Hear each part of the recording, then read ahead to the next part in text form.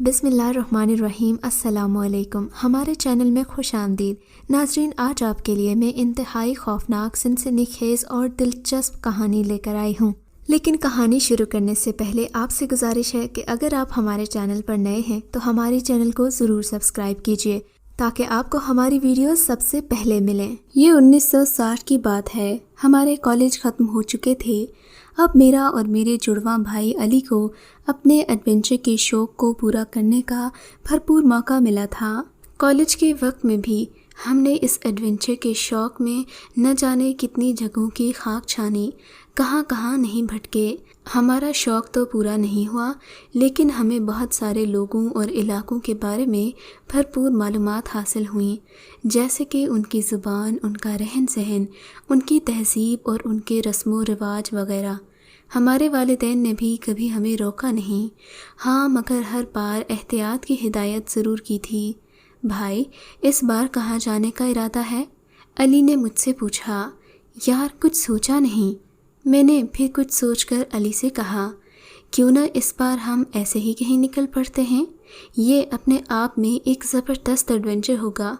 अली ने कुछ सोचा और कहा, अम्मी अब्बू इजाज़त देंगे क्या?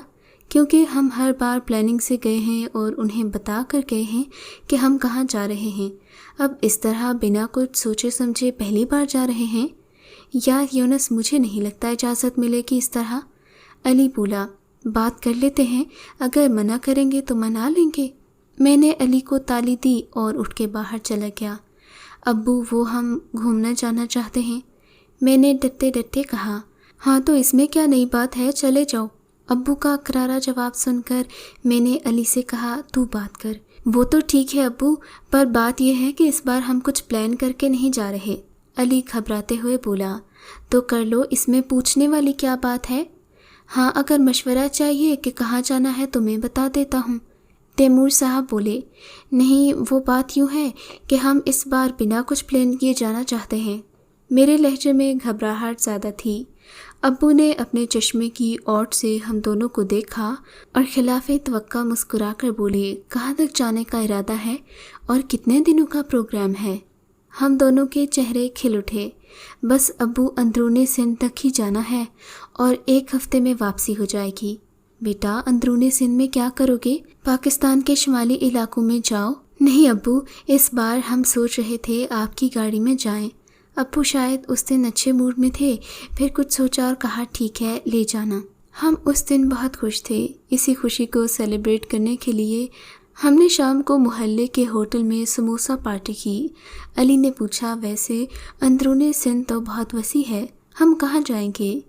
यार, हाईवे से कहीं भी अंदर की तरफ निकल जाएंगे। मैंने कहा। हमने ज़रूरी सामान इकट्ठा करना शुरू किया और 2 दिन बाद अम्मी अब्बू से दुआएं और इजाज़त लेकर अब्बू की गाड़ी में एक नामालूम मकाम की तरफ रवाना हो गए। हाईवे पर चलते हुए हम तकरीबन दोपहर को कल्लो कहार पहुँचे। इस वक्त दिन के 2:30 बज रहे थे। हमने रुककर वहीं खाना खाया। फिर वहाँ से हमने कच्चे रास्ते पर जाने का फ़ैसला किया और गाड़ी कच्चे रास्ते पर डाल दी। धामज, गोट रमज़ान, न जाने कितने कितने छोटे बड़े गांव रास्ते में आए। दूर दूर तक सिर्फ सहरा ही सहरा था। मैं दिल में थोड़ा थोड़ा घबरा भी रहा था कि हम जा तो रहे हैं, लेकिन अगर कहीं भटक गए तो लेने के देने न पड़ जाएं। अली ने मेरी घबराहट को भांपते हुए कहा, भाई, कहीं ना कहीं तो पहुंच ही जाएंगे ना, बस तुम खुदा का नाम लेकर चलते जाओ। न जाने सफ़र कितना तय करने के बाद शाम को हम पोखरान लांडी नामी इलाके में पहुँचे। वो एक छोटा सा गांव जैसा इलाका था। वहाँ हमने रात बिताने का फ़ैसला किया, क्योंकि गांव वालों को भी अंदाज़ा नहीं था कि आगे आबादी कितने फासले पर थी, इसलिए हम न रिस्क लेते हुए वहाँ ठहर गए। अनजान इलाके में मुझे नींद नहीं आती। अली खराटे लेता हुआ सो रहा था और अब मैं यही सोच रहा था कि हमने कहीं कोई गलती तो नहीं कर दी। खैर, अगली सुबह फूटने में मैंने अली को उठाया। हम अगली नामालूम मंजिल की तरफ रवाना हुए। मैंने अली से गाड़ी चलाने को कहा, क्योंकि रात को नींद न आने की वजह से मुझे गनूदगी महसूस हो रही थी। भाई, आज जुम्मा है, अली ने कहा। हाँ यार, बस कोई मस्जिद मिल जाए रास्ते में तो जुम्मा अदा करेंगे। मैं बोला, صبح 10 بجے ہم ٹنڈو رحیم خان پہنچے۔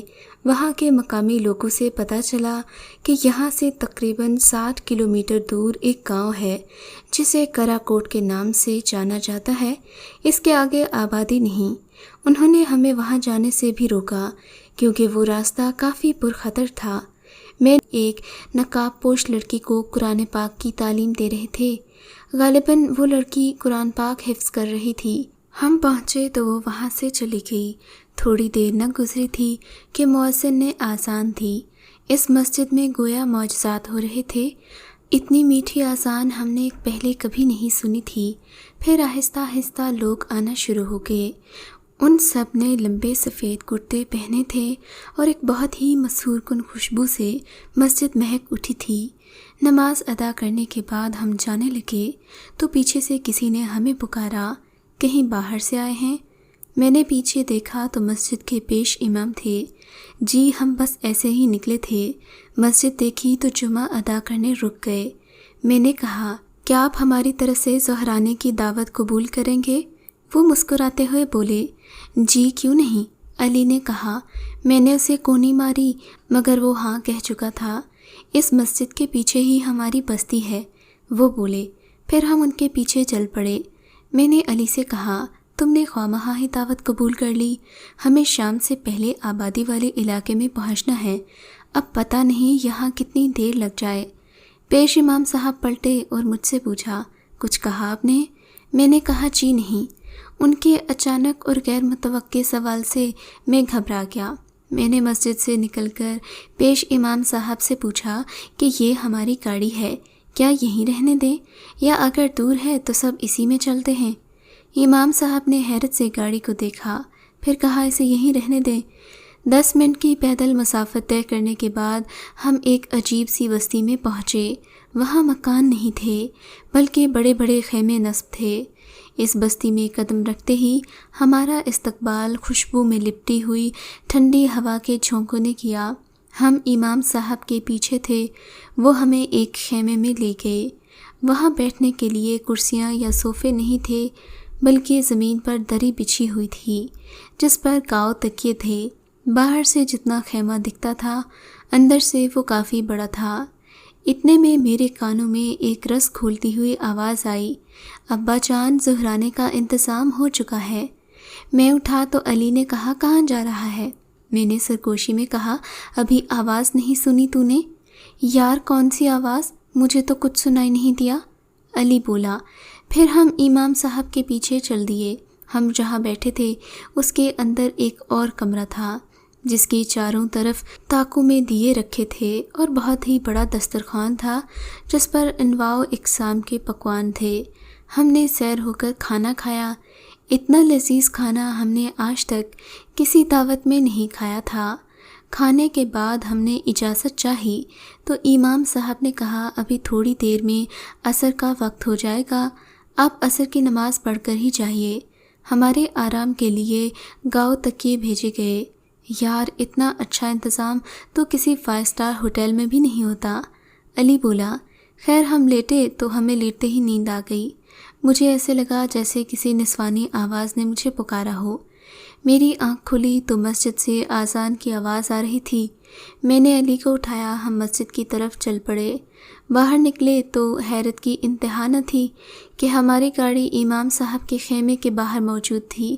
میں یہی سوچ رہا تھا کہ اسے کون لایا ہوگا کہ مسجد آ گئی۔ ہم نے وضو کیا اور نماز ادا کی، پھر وہیں بیٹھ کر امام صاحب کی تلاوت سننے لگا۔ نہ جانے کتنا وقت بیت گیا۔ اتنے میں پھر مؤذن نے آذان دی۔ میں نے گھڑی میں دیکھا تو مغرب کا وقت ہو چکا تھا۔ مغرب ادا کرنے کے بعد امام صاحب نے ہمیں رات کو وہیں رکنے کی دعوت دے دی جو ہمیں مجبوراً قبول کرنا پڑی۔ رات کو نہ جانے کون سے پہر میری آنکھ کھلی۔ میں نے کچھ دور ایک سفید سا سایہ دیکھا۔ پہلے میں نے اسے اپنا وہم سمجھا، پھر غور کیا تو یہ وہی لڑکی تھی جس کے بدن سے ایک نور سا پھوٹ رہا تھا۔ وہ قرآن پاک کی تلاوت کر رہی تھی۔ میں نے گھڑی دیکھی تو 2 بجنے والے تھے۔ میں نے سوچا اتنی رات کو یہ قرآن پاک پڑھ رہی ہے۔ خیر میں کچھ سوچے بنا ہی سو گیا۔ فجر کے وقت مجھے پھر ایک نسوانی آواز آئی، जो मुझे नमाज के लिए उठा रही थी। आंख खोलकर देखा तो वही नकाब पोश लड़की थी। नमाज का वक्त हो चुका है, आप मस्जिद तशरीफ़ ले जाइए। मैंने अली को उठाया और बस उसी की तरफ देख रहा था। उसकी शरबती आंखें जैसे मुझसे कुछ कहना चाह रही थीं। अली ने मुझे हिलाया। ओ भाई, वहाँ क्या है, क्या देख रहा है? मैंने उसे कहा कुछ नहीं। फिर हम हाथ मुंह धोकर मस्जिद की तरफ चल दिए। वापस आए तो मुझे वही लड़की नज़र आई। उसने कहा, आइए मैं आपको अपनी बस्ती की सैर करवाती हूँ। मैंने मुआज़रत करना चाही, मगर उसने कहा, ये बाबा का हुक्म है। मैं बस्ती को जितना छोटा समझ रहा था वो उससे कहीं ज़्यादा बड़ी थी। मैं वापस खेमे में आया तो अली ने पूछा, कहाँ चले गए थे तुम? मैंने कहा, बस ऐसे ही लड़की के साथ डेट पर गया था। मैंने उसे चिढ़ाते हुए कहा, भाई कौन सी लड़की? जब से हम यहाँ आए हैं तुम किसी लड़की की बात कर रहे हो? मैंने तो नहीं देखी। खैर अब जाने की तैयारी पकड़ो, हमें वापस भी जाना है। मैंने कहा, भाई बस एक दिन और रुक जाते हैं, फिर कल चलेंगे। अली ने न चाहते हुए भी हामी भर ली। इस रात मैं और अली असर की नमाज के लिए थोड़ा जल्दी ही मस्जिद में पहुँच गए। वहाँ वही पेश इमाम साहब की लड़की कुरान पाक का दर्स ले रही थी। न जाने क्यों जब भी मैं इस लड़की को देखता मुझे अजीब सा एहसास होने लगता, दिल ज़ोर ज़ोर से धड़कने लगता। मैंने अली से कहा, यार अली, कितनी मीठी आवाज़ है इस लड़की की। अब तो अली चिढ़ ही क्या और बोला, भाई कौन सी लड़की? पेश इमाम साहब तलावत कर रहे हैं और तुम्हें लड़की की आवाज़ सुनाई दे रही है। हमने नमाज अदा की और वापस इमाम साहब के खेमे की तरफ लौटे। रात के खाने के बाद अली जल्दी सो गया। फिर अचानक खुशबू में लिपटी हुई वही लड़की मेरे पास आई और कहा, कल तो आप चले जाएंगे, क्या आज रात आप मेरे साथ सैर करने चलेंगे? आज चांदनी रात है। इस रात हमारी बस्ती अजीब मंज़र पेश करती है।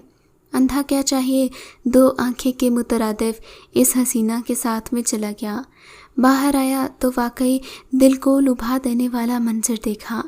ठंडी हवा के झोंके, सफ़ेद खेमों पर बिखरी चांदनी और माहौल को मुअत्तर करती हुई खुशबू इस मंजर को बहुत दिलकश बना रही थी। मैंने डरते डरते उससे उसका नाम पूछा। कहने लगी, मेरा नाम गुलनार है, मेरे अब्बू का नाम आसिर है। थोड़ी देर हम यूं ही चांदनी रात में गुम रहे। फिर वो मुझसे कहने लगी, मुझे आपसे कोई बात करनी है, दरअसल मुझे आपसे मोहब्बत हो गई है। ये कहकर उसने अपना नकाब उतारा। मैं तो जैसे पत्थर का मुजस्मा बन चुका था। इतनी हसीन लड़की मैंने आज तक पहले नहीं देखी थी। खुदा ने उसे बहुत खूबसूरती से तराशा था। शरबती आंखें जिनका नीला रंग चांदनी में भी दिलफरेब लग रहा था। हवा जब उसके लंबे बालों को छेड़ती तो यूं लगता कि चांद पर बादल मंडला रहे हैं। चांदनी भी उसका हुस्न देखकर शर्मा जाए। मैं उसे यूं ही देख रहा था कि मुझे अली की आवाज़ आई। वो दूर खड़ा मुझे आवाज़ दे रहा था। मेरे पास आया और बोला, भाई क्या हो गया है? सोते सोते तुम उठकर यहाँ क्यों आ गए? वो तो मेरी आँख खुली तो तुझे ना पाकर मैं बाहर आ गया, मगर मैं तो इस लड़की।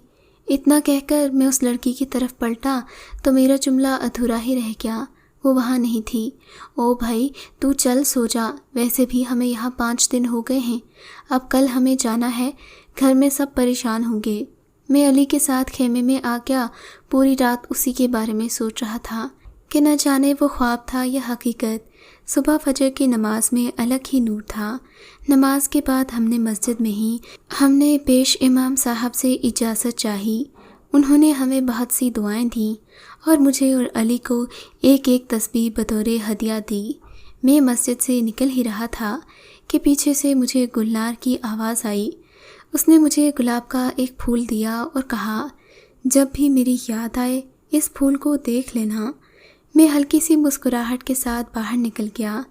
मेरी हैरत की इंतहा बढ़ गई जब हमारी गाड़ी मस्जिद के बाहर वहीं खड़ी थी जहां हमने पार्क की थी और हमारा सामान भी बाहर ही था। इमाम साहब ने हमें फ़ी अमान अल्लाह कहा और हम वापसी के रास्ते की तरफ मुड़ गए। जाते जाते मैंने मस्जिद की तरफ देखा तो गुलनार मस्जिद की मंडेर से हाथ हिला रही थी। अली गाड़ी चला रहा था। हमने उस बस्ती में 6 दिन गुजारे थे। تھوڑی دور جا کر میں نے پلٹ کر دیکھا تو وہاں نہ ہی مسجد تھی اور نہ ہی کوئی بستی۔ میں نے علی سے کہا۔ علی نے کہا بھائی ابھی ہم وہاں سے نکلے صرف 10 منٹ ہی ہوئے ہیں، یہ کیسے ہو سکتا ہے؟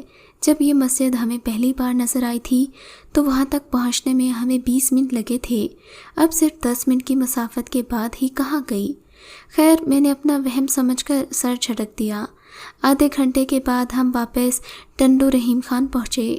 وہاں سے ہم نے گاڑی کے لیے پانی لیا اور وہیں چائے پینے کا پروگرام بنایا۔ چائے پیتے ہوئے ہماری ملاقات اسی شخص سے ہوئی جس نے ہمیں کراکوٹ کا راستہ بتایا تھا۔ کراکوٹ جانے کا ارادہ ترک کر دیا؟ میں چونکا۔ میں نے پوچھا تمہیں کیسے پتا؟ وہ بولا یہ لو، یہ بھی کوئی سمجھنے والی بات ہے؟ آج آپ صبح یہاں سے نکلے اور ابھی واپس آ گئے، اتنی جلدی تو کوئی آدھے راستے سے ہی واپس آ سکتا ہے۔ میں اور علی حیرت کے عالم میں اسے دیکھ رہے تھے۔ ہم نے چائے ختم کی، فٹافٹ وہاں سے نکلے۔ راستے میں نے وہ تسبیح دیکھی اور وہ گلاب جو مجھے گلنار نے دیا تھا، وہ تسبیح آج بھی میرے پاس ہے۔ جب میں اس گلاب کو جو حیرت انگیز طور پر آج بھی تازہ ہے دیکھتا ہوں تو خدا کی بنائی ہوئی تمام مخلوقات کی موجودگی پر ایمان اور پختہ ہو جاتا ہے۔ اور اس طرح کی مزید ویڈیوز دیکھنے کے لیے ہمارے چینل کو سبسکرائب کیجیے۔ اور ہاں، اگر آپ کی کسی دوست، رشتہ دار یا بہن کے ساتھ خدا نہ کرے ایسا کوئی واقعہ پیش آیا ہے تو ہمیں کامنٹ سیکشن میں اس کے بارے میں ضرور بتائیے۔